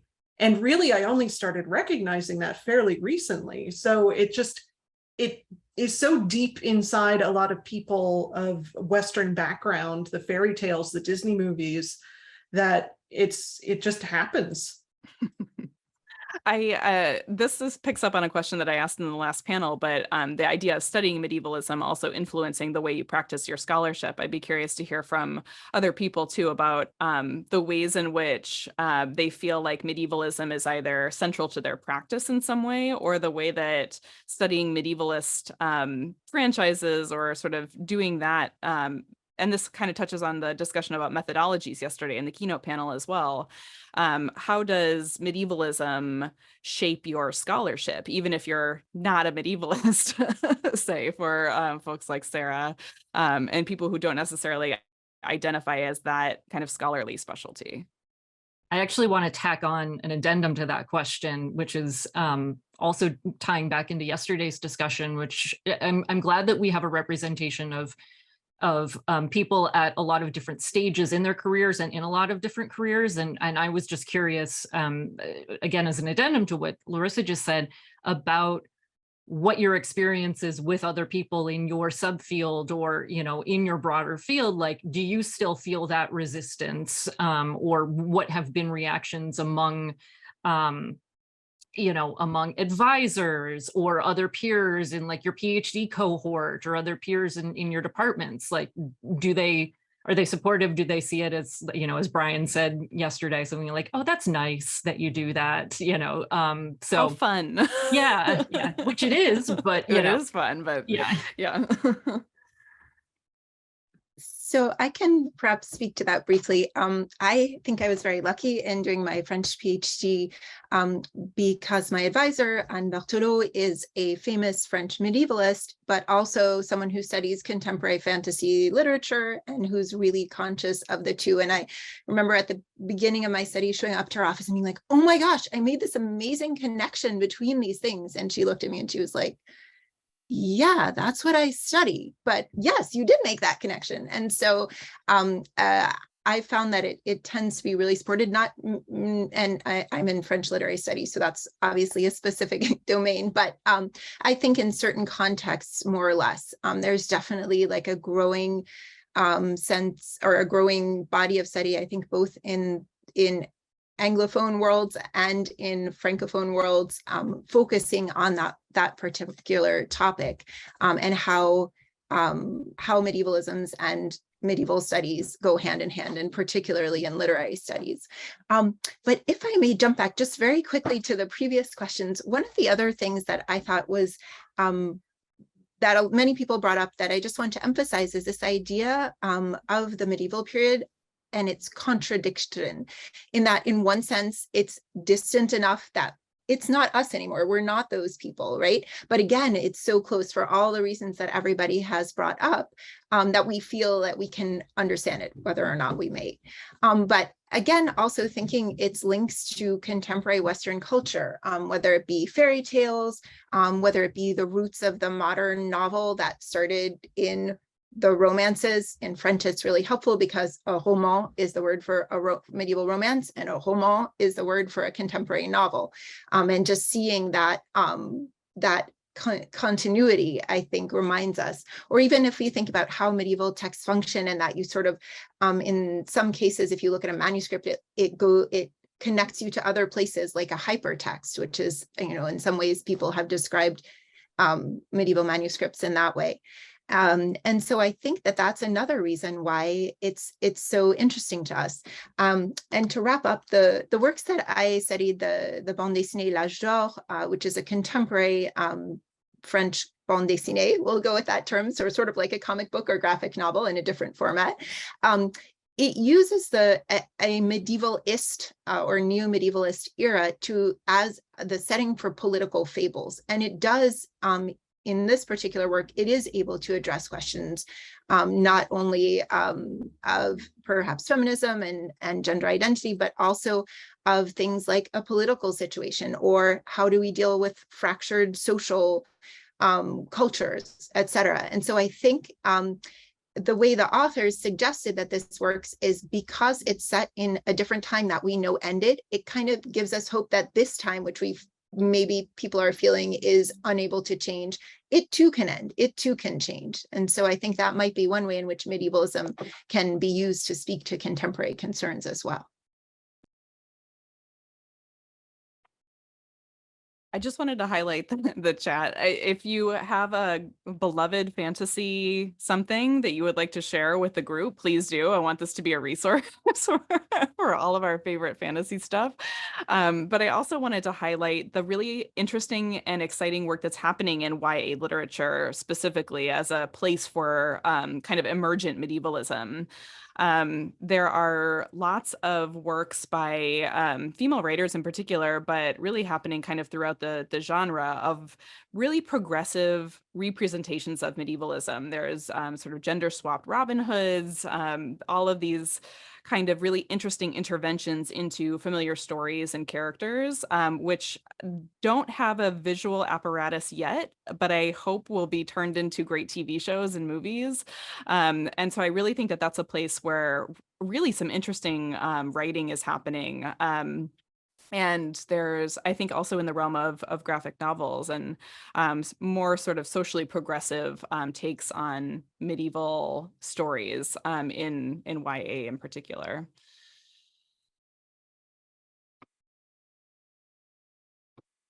Do we want to get to this big question, the future of medieval fantasy? We talked a little bit earlier about the predominant kind of aesthetic of medievalism being the mud and blood, kind of blue tone, grayscale aesthetic of this upcoming movie, Medieval, which I really love that it's just called Medieval. It just really encapsulates the whole thing, but that we're still sort of getting that iteration of medievalism. And I am wondering what you all think is our next steps for medieval fantasy, what's happening kind of in the field, either academically or in pop culture. So it may be a paradox, but for me, the future of medieval fantasy is to make more of a link between the medieval, the real medieval, and the fantasy. I was really fascinated with your talk, Alexandra, this morning, so thank you for this. And well, you really insisted on the book, and you said it again a few minutes earlier, this direct connection, and that is really missing, I think, to insist on how contemporary medieval manuscripts are. So not only the text, but also the margins, the illustrations.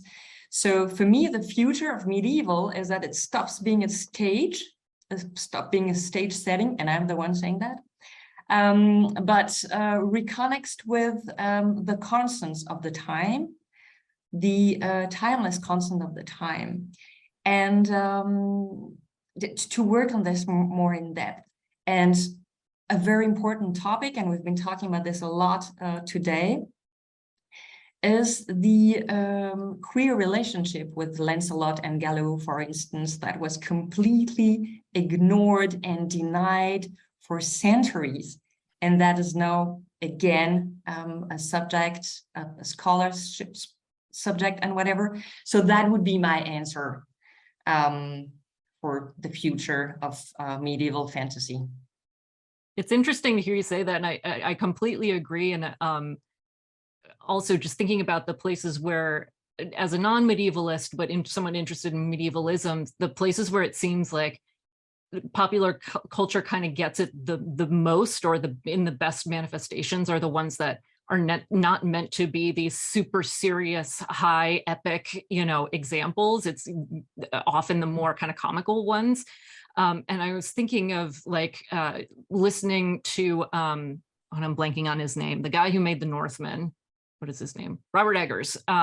When he was talking about the making of that film and saying their goal with the film was to make the most historically accurate Viking film ever made. And my immediate gut reaction to that was like, everybody's been saying they're making the most accurate version of X since the 19th century. Like, there have been those aims, and not everybody thinks they're doing that, but whenever there's that kind of superlative language around it, I'm like, you're not getting it. And this is, I think that was before I saw the film too. And to say nothing about the film's qualities, it was just like that kind of note about it, I think, or that kind of description of it, I think doesn't kind of, or reflects an attitude that is not as close to what Nadej articulated, that I would like to see more of, where it's like that stuff that is hidden, that people who are engaged with medievalisms are starting to put more to the forefront, that was actually there. It just hasn't necessarily been as prominent in the popular culture. Like, that's where I would also like to see things go, not like we're going to make the most historically accurate boat ever made in a Viking film. Nothing against that, but you know, there are other things that can be done with these projects as well.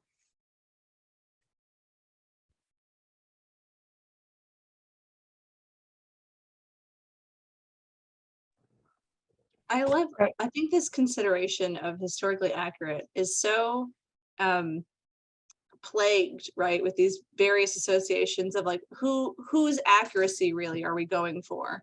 And that's kind of one of the things I've struggled with, you know, in my own research about these kind of video game specific medievalisms, is realizing that they are changing things to make the game more playable, right? Like that's their primary goal. It has to be fun, it has to be playable, it has to make money.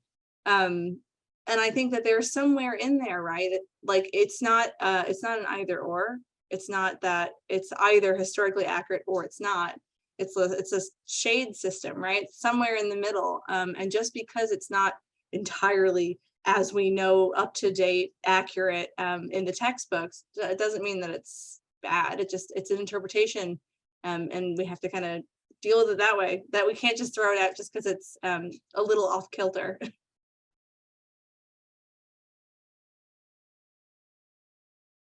It's interesting how much, I say interesting, that's such a loaded word. And this has been brought up several times over the course of the day, but how many creators sort of hide behind this idea of historical accuracy to perpetuate this idea of like sexual violence and misconceptions about like the mud and blood idea of the medieval period, saying like, well, of course Game of Thrones is accurate to the age, of course there's lots of violence and horrible things against women and just like whatever. And just the clapback tweets that have been happening as part of that conversation have been solid gold. But the idea that they're hiding behind this idea that well, we have to be accurate as a way to just be weird on film about women and violence, like it's an interesting choice.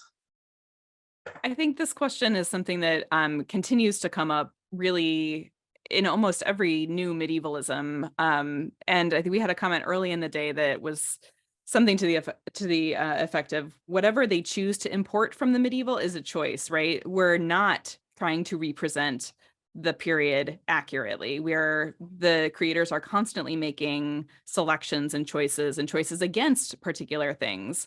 And I think this was something that we thought a lot about in putting the exhibition and the book together, was sort of like, what responsibility does a fantasy series have to represent an actual historical period? And you know, where do they see their kind of creative impulse being? And of course, none of these things are aiming to be documentary, right? Like we're talking about Westeros. This is not a place or time that exists. And so how can we then kind of expand our view of what's possible in medievalism? And I think the recent discussion about the Rings of Power and racially diverse casting in the Rings of Power has been a really fascinating discussion about authorial intent vis-a-vis Tolkien himself, how much Tolkien is a product of his time, medievalism and fantasy kind of all wrapped up in one. And I would be curious to hear Sarah's opinion of kind of the accuracy of Tolkien and what responsibility we have as audiences and creators today to an original authorial vision, to the extent that that's even sort of possible.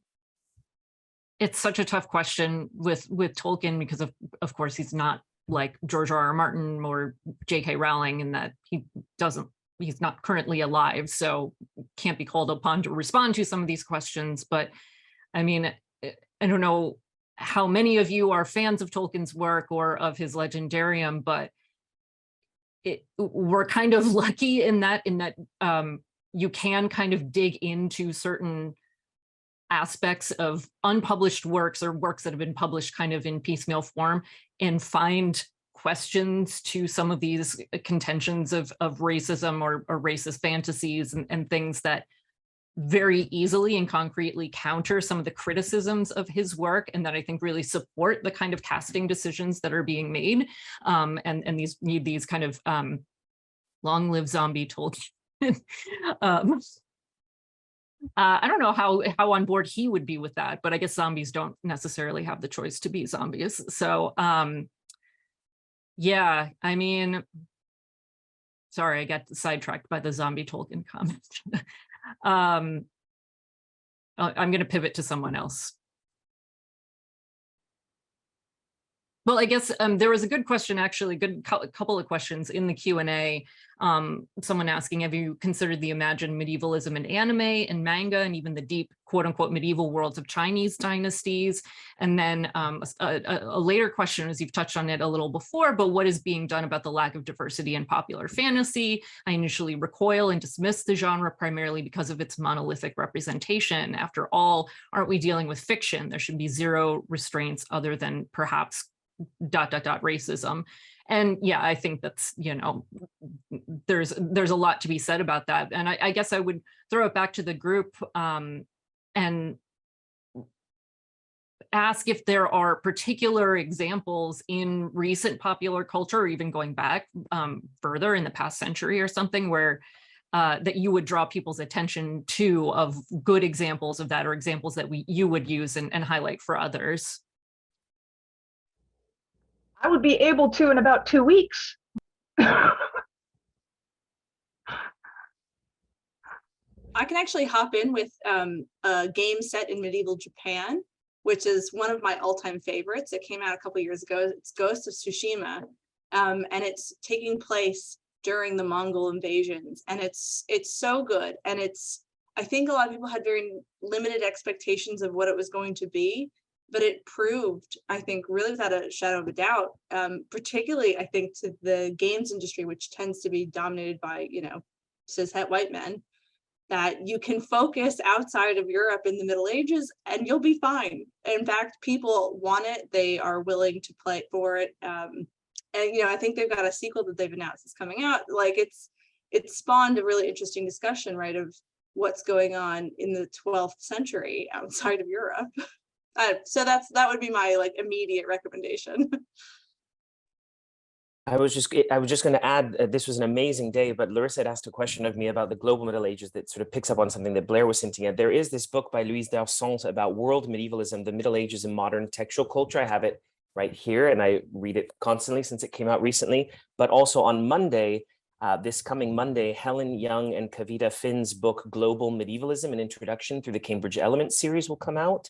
And the print copy is for purchase, but there's a free download when it is launched. So I think there is a lot that's happening, but I also spent the last year working with my students looking at curriculum across the US, all 50 states. What are the core content standards between 4th and 12th grade? And 48 of the states teach the Middle Ages, of course, as part of their history, and all include references to the Crusades. So you have references to Saladin and so forth, and yet all also include references to the Mongols, kingdoms in Africa. The only 2 states that don't focus so heavily on the Crusades and these sort of Western European models would be Alaska and Hawaii. No surprise there, perhaps. And I think it is that point of introduction, whether from childhood or early educational experiences. If it's always the Crusades, if it's always cathedrals and castles and chronic disease, then that's what we end up seeing by the creators who end up going on and making these films or video games or whatnot. So when we start to see Mansa Musa and the Epic of Sunjata entering into 15 states curriculum over the next 3 years, I think we will hopefully start to see more works of fantasy texts that are set in the distant past. I'm still waiting for a great English language Shahnameh. There's so many great films or adaptations in Persian. So I think there's a lot that we can do as educators, thinking even earlier than our college experience, to very early, elementary and junior high school, get these stories out there. I want to see my children reading about medieval Japan and medieval India, and without those words necessarily, medieval, we can use other, regionally specific terms. But this has been amazing. You're all fantastic. That's a very hopeful. I think we have to get them young, right? We have to see greater diversity of stories and people in stories from a very early point in order to kind of make the Middle Ages as inclusive and as global as it really was. And to see these kinds of casting decisions not as controversial, hopefully, in a generation, maybe, I'm hopeful. But I do think that these conversations highlighting this kind of lack of diversity in popular medieval fantasy and the conversation that's happening kind of in popular culture about the diversity of the Middle Ages is a really important one. And the fact that it's happening kind of on Twitter and actively, I think, is a good sign, I hope, and hopefully points toward a more inclusive future for medieval fantasy. We have a few more minutes for any kind of lingering questions. Do you guys have anything else that you wanted to say or bring up before we conclude? There was a thread that I was kind of talking about a little bit in the chat, and I think this also came up in earlier sessions a bit. The idea that so much of what we highlight in this symposium and what's highlighted in the exhibition is a product. It is a product of capitalism. It is something that exists in a world where things need to sell and money needs to change hands in order for creativity to happen in the ways that it seems to be happening in these media properties that we're talking about. So the conflict and the contrast between the diversity of the audiences for these properties versus the people who are creating them and the characters they're creating is definitely worth examination, and just being aware that all of this it's designed to sell a product. So I mentioned that in Magic, they're really trying to incorporate more diversity. They are actively putting people of color in directorial positions and just depicting people of color in cards and foregrounding queer relationships and stuff like that. And like, yes, they should have been doing this all along, but they are doing this more now. And I think it's because they have a larger audience who is much more willing to get on board and pay money for that sort of thing, which is kind of sad that that's basically what's driving it, but it's happening. We'll take it, right? I mean, progress from all fronts. And I think that's a great note to end on. So I just want to thank all of the participants for the symposium today and yesterday in our keynote panel. Thank you to Sarah for being a wonderful co-host of this event. And I hope that you guys found the chat really useful, and hopefully you have a new reading list for the next couple of weeks. And thank you all again for attending some or all of the day. It's really been a wonderful set of conversations. Sarah, did you want to wrap up with anything? No, I'll just echo what you said. All right. Sounds good. Thank you. Enjoy the rest of your night, evening, afternoon. And we hopefully will see you in the Fantasy of the Middle Ages at the Getty Center until Sunday, and at J.R.R. Tolkien and the Art of the Manuscript in Milwaukee at the Haggerty Museum of Art. Thank you, and huzzah. Huzzah.